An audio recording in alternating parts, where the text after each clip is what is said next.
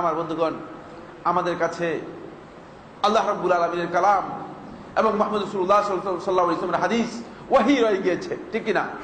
এই ওহীটুকু যেহেতু আমাদের কাছে রয়ে গিয়েছে, সুতরাং আমরা আমাদের কাছে সবচেয়ে মূল্যবান সম্পদ আছে, আমরা আর অন্য কোনো সম্পদের কাছে দ্বারস্থ হওয়ার দরকার নেই, অন্য কিছুর কাছে যাওয়ার দরকার নেই। এই জন্য আমরা আল্লাহ এবং তার রাসূলের আনুগত্য করি। আল্লাহ এবং তার রাসূলের আনুগত্যের বাইরে যত আনুগত্য আছে, প্রত্যেক আনুগত্যই যদি আল্লাহ এবং তার রাসূলের যে আনুগত্য রয়েছে এই আনুগত্যের অধীনস্থ না হয়, তাহলে সেটা মূলত মানুষদেরকে অপসংস্কৃতির দিকে নিয়ে যাবে। সেটা ইসলামী সংস্কৃতি নয়। সেটা কি নয়? ইসলামী সংস্কৃতি নয়। আপনি এসে বলে যে সাইফুল্লাহ ভাই আসেন, আপনি একটা হাক্কানি পীর হন, আপনার হাতে আমরা বায়াত করি, মুরিদ হই। বুঝতে পেরেছে কি?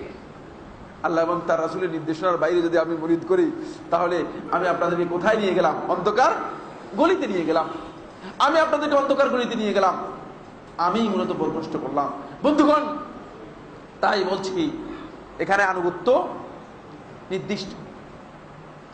ওই দুই আনুগত্যের অধীনে যদি কোনো আনুগত্য থাকে সেভাবে হতে পারে, কিন্তু এছাড়া কোনো আনুগত্য নেই। এছাড়া যত বড় বুজুর্গ হোক, যত বড় কুতুব হোক, যত বড় অলি হোক, যত বড় বিশ্বাব হোক, যত বড় গাউস হোক, আপনাদের সোকল, এগুলোর কোনো মূল্য আছে না? এগুলো ইসলামে কোনো মূল্য নেই। এগুলো আমরা তৈরি করে নিয়েছি, এগুলো আমরা নিজেদের পথভ্রষ্টতার জন্য তৈরি করে নিয়েছি। এদের আনুগত্য ইসলাম আমাদের উপর ফরজ করে নেই। এখানে প্রসঙ্গত একটি বিষয় দৃষ্টি আকর্ষণ করতে চাই। আজকের আলোচনায় আমি দৃষ্টি আকর্ষণ করতে আমার কেন যেন ইচ্ছা হচ্ছে, সেটি হলো এই, একটা বিশাল বিভ্রাট তৈরি করেছে কিছু সংখ্যক আলেম। আমাদের বন্ধু, তাদেরকে আমি বন্ধুই মনে করি, দুশ্মন মনে করি না। তারা আল্লাহর দুশ্মন মনে করি না, রাসূলের দুশ্মন মনে করি না। তাদের কিছু ভুল আছে, হয়তো ভুল থাকতেই পারে, ভুল আমারও হতে পারে, তাদের হতে পারে। কিন্তু একদল লোকের ধারণা হচ্ছে যে তারা এখন একটা স্লোগান বের করেছে, লামাযহাবী। এটা শুনছেন কিনা আপনারা? আমি আপনাদেরকে স্পষ্ট করে বলতে চাই, লামাযহাবী এই স্লোগানটি মূলত একটা বিভ্রান্তি স্লোগান, ঠিক কিনা? পথভ্রষ্ট স্লোগান। লামাযহাবী কি বুঝাচ্ছেন? মানে যারা মাযহাবের অনুসরণ করে না। তাহলে সর্বপ্রথম ব্যক্তি মুহাম্মদ রাসূলুল্লাহ সাল্লাল্লাহু আলাইহি ওয়াসাল্লাম তিনি লামাযহাবী, ঠিক কিনা? আবু বকর রাদিয়াল্লাহু তাআলা আনহু তিনি লামাযহাবী, ওমর রাদিয়াল্লাহু তাআলা আনহু তিনি লামাযহাবী, ওসমান রাদিয়াল্লাহু তাআলা আনহু তিনি লামাযহাবী, আলী ইবনে আবি তালেব লামাযহাবী। আসেন, আবু হানিফা রাহমাতুল্লাহ আলাইহি কোন মাযহাবের অনুসরণ করেছেন? না, তিনি লামাযহাবী। ইমাম শাফিঈ রাহমাতুল্লাহ আলাইহি কি আবু হানিফার মাযহাবের অনুসরণ করেছেন? আবু হানিফা রাহমাতুল্লাহ আলাইহি যখন মৃত্যু হলো, তখন তারপরে শাফিঈর জন্ম হলো। কিন্তু শাফিঈ কি আবু হানিফার মাযহাবের অনুসরণ করেছে? শাফিঈ কোরআন এবং সুন্নাহর অনুসরণ করেছে।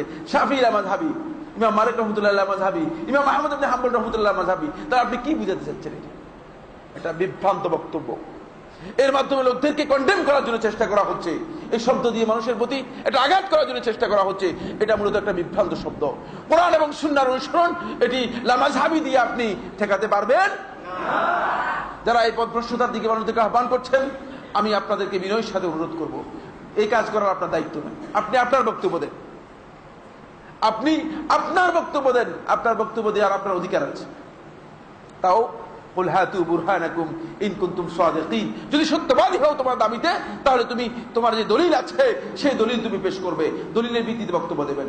দলিল ছাড়া আন্দাজ অনুমানের উপর কথা আজকের মানুষগুলো আর খাবে না, মানবে না। মানুষ মানার কথা না, কারণ মানুষ বুঝতে পেরেছে যে দলিল দিতে হবে, দলিলের ভিত্তিতে আমাকে বলবেন, অন্যথায় বলবেন না। তাই এই বক্তব্যটুকু মূলত বড় ধরনের বিভ্রান্তি।